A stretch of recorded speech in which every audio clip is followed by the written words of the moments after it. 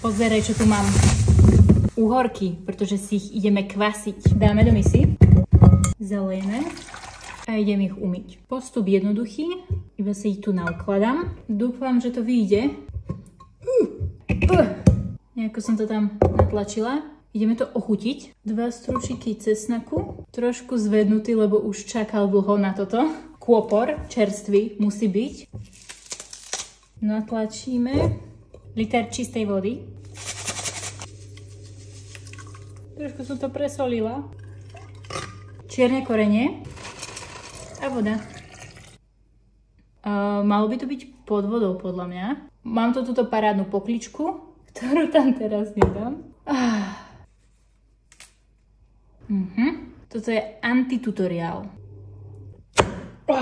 A nechám to teraz niekoľko dní fermentovať. Wow, to je geniálne.